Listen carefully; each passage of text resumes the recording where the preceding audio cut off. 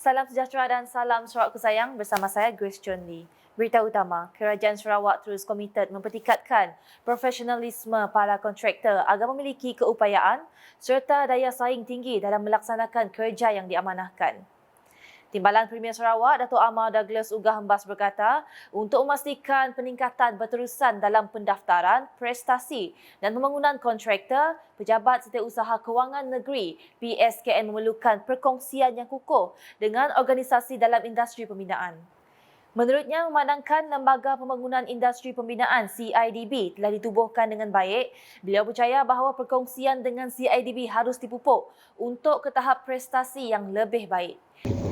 And that's why it is very important. So today we thank CIDB for agreeing to work together with SFS office in our effort to enhance the capability of our contractors in terms of professionalism, management, financial management, so that we see all projects implemented effectively, supaya kita berharap within a very short time SIG project will become history.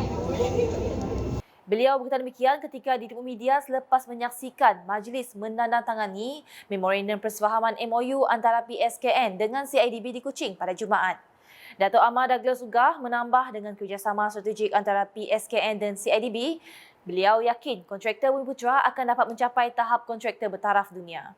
Terdahulu dalam ucapannya, beliau memberitahu PSKN adalah pihak berkuasa untuk mendaftarkan kontraktor bagi membolehkan mereka menjalankan projek kerajaan.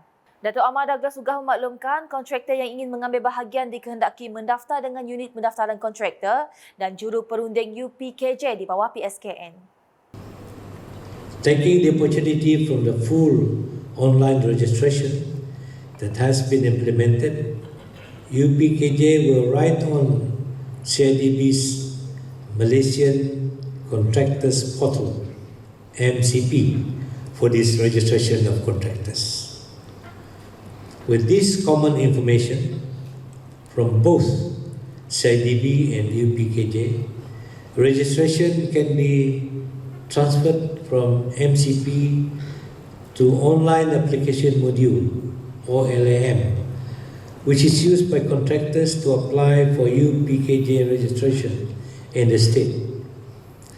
This will eliminate data entry processes which are time-consuming and to ensure the data is valid.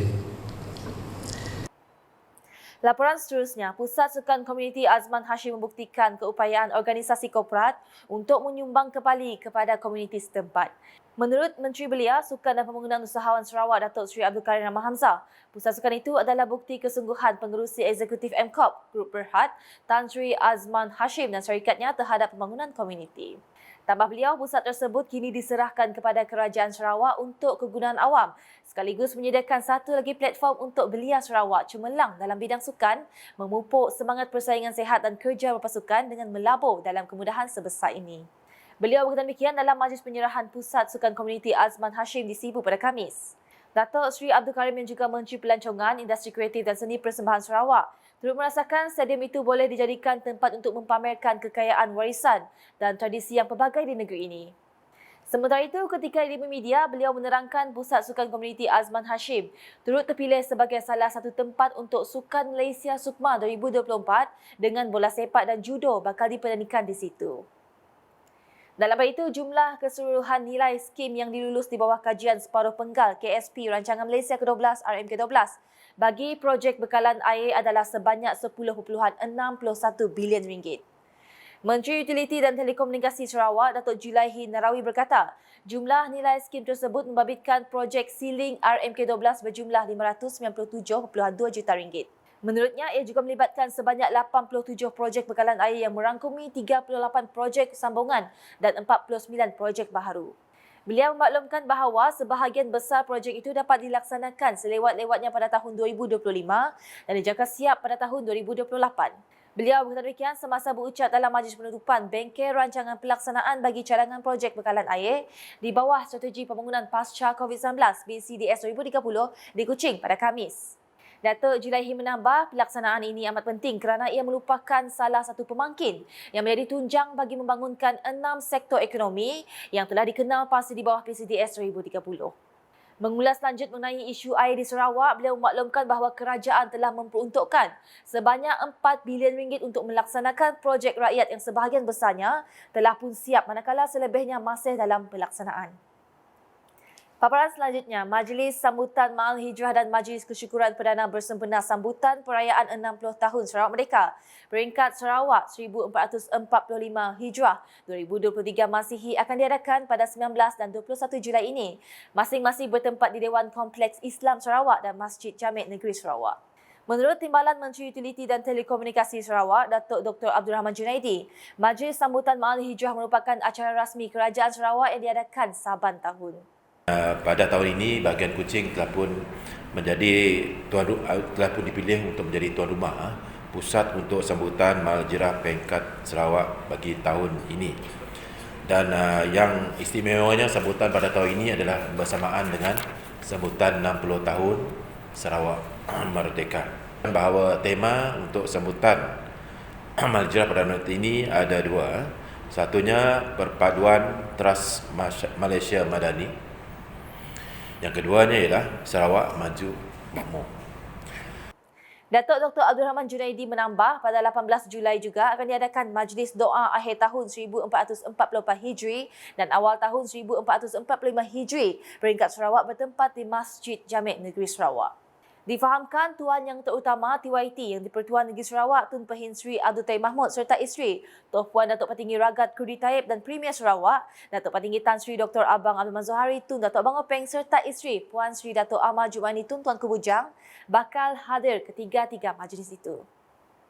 Di Miri pula, Ketua Masyarakat dan Ketua Kaum KMKK diingatkan untuk memantau pembangunan projek kerajaan yang dilaksanakan di kawasan masing-masing. Menurut Timbalan Menteri di Jabatan Premier Sarawak, Integriti dan Ombudsman Datuk Mursyid Idraja Dr. Juanda Jaya, KMKK berperanan dalam memastikan projek-projek pembangunan kerajaan berjalan lancar. Ya, sebabnya kita buat modul integriti kepimpinan masyarakat untuk memastikan pemimpin tingkat akar umbi tahu peranan mereka dan melaksanakan peranan mereka dengan penuh integriti. Supaya tuan-tuan dan puan-puan jangan mudah untuk mengesahkan sesuatu yang kita sih tahu. Tiba-tiba datang Jabatan Pertanian sebagai contoh, mengagihkan baja. Guru tolong saya tidak, saya saja. Apa dia hantar si tanya? Apa dia hantar kita? Oh, baja sawit. Kampung aku ni ada menanam sawit. Saya kata, apa hal baja sawit tentang situ? Ya, ataupun betul tak baja berita, anggap pemerintah banyak sawit. Tanya, berapa orang penerima? 100 surat. Buka lah dokumen dia. Oh, 1, 2. Okey, 1 muka surat, 20 orang betul, 5 muka surat, 100. Ya, yang tu penting, integriti.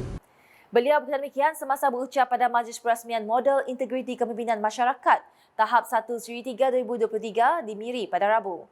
Dr. Juanda menambah, KMKK merupakan golongan pemimpin yang lebih arif dan dekat dengan tentang keperluan masyarakat di kawasan mereka bagi memastikan penduduk yang menerima bantuan kerajaan adalah layak dan mencapai sasaran kerajaan. Sementara itu, Timbalan Menteri Sumber Asli, Alam Sekitar dan Perubahan Iklim Datuk Sri Huang Tiong Si memberi perhatian kepada pendidikan pembangunan sekolah dan keperluan pelajar di kawasan Serikir. Datuk Sri Huang yang juga Ahli Parlimen Serikir berkata beliau akan membantu pihak sekolah meningkatkan tahap pendidikan serta menambah baik kemudahan dan kelengkapan sekolah supaya pelajar dapat belajar dalam suasana yang lebih selesa. Setelah melihat keperluan mendesak, beliau bersetuju untuk memperuntukkan dana kepada pihak sekolah secara serta-merta dengan harapan dapat menyelesaikan masalah secepat mungkin. Bagaimanapun katanya, beberapa pembangunan perlu dipohon dan dilaksanakan secara berperingkat seperti ubah suai bangunan sekolah yang tertakluk kepada kelulusan Jabatan Pendidikan. Beliau berkata demikian semasa berucap pada satu majlis penyerahan bantuan sekolah di Meradong pada Khamis. Dalam majlis sama, beliau telah memperuntukkan dana projek kecil luar bandar MRP berjumlah RM23,000 kepada Lembaga Pengurus Sekolah Jenis Kebangsaan Cina SJKC, Ming Daid serta 3 Persatuan Ibu Bapa dan Guru PIBG sekolah iaitu Sekolah Kebangsaan SK Tulai, SK Ulu Meradong dan SK Ulu Trust bagi kerja penyelenggaraan dan penambahbaikan kemudahan sekolah. Selepas itu, beliau juga mengumumkan peruntukan sebanyak RM20,000 kepada PIBG SK Bukit Nibong. Datuk Seri Huang turut menyampaikan sumbangan beg sekolah kepada 3,745 pelajar di sekitar kawasan Meradong. Sekian edisi malam bersama saya, Grace Chun Lee. Berita lebih lanjut boleh didapati di semua platform media sosial UKAS, termasuk portal ukas.sarawak.gov.my dan UKAS channel di YouTube. Sebelum akhiri buletin UKAS malam ini, saksikan sorotan promosi untuk Majlis Sambutan Ma'al Hijrah, Majlis Kesyukuran Perdana dan Majlis Doa Akhir Tahun 1444 Hijri dan Awal Tahun 1445 Hijri yang akan diadakan pada 18, 19 dan 21 Julai ini. #menyebabfakta, salam UKAS. Selamat Tahun Baru Hijri 1445 Hijriyah. Penghijrahan yang membuka sinar kebenaran, membawa kepada cinta yang satu. Sambutan Ma'al Hijrah 1445 Hijriyah bersamaan 2023 Masihi, peringkat Sarawak, disemarakkan dengan Majlis Doa Awal dan Akhir Tahun serta Majlis Perhimpunan Ma'al Hijrah bagi menghayati semangat serta ibrah peristiwa hijrah Rasulullah sallallahu alaihi wasallam. Ayuh sama-sama hadir ke Majlis Doa Awal dan Akhir Tahun Hijriyah pada Selasa 18 Julai 2023 Masihi bersamaan 29 Zulhijjah 1444 Hijriyah pada jam 5.30 petang bertempat di Masjid Jami' Petrajaya, Kuching. Acara ini diadakan serentak di seluruh negeri Sarawak bersempena sambutan 60 tahun Sarawak Merdeka. Majlis Perhimpunan Sambutan Ma'al Hijrah peringkat Sarawak pula akan diadakan pada Rabu 19 Julai 2023 Masihi bersamaan 1 Muharram 1445 Hijriyah pada jam 9 pagi dibawakan khas dari Dewan Kompleks Islam Sarawak, Kuching. Perpaduan Teras Malaysia Madani.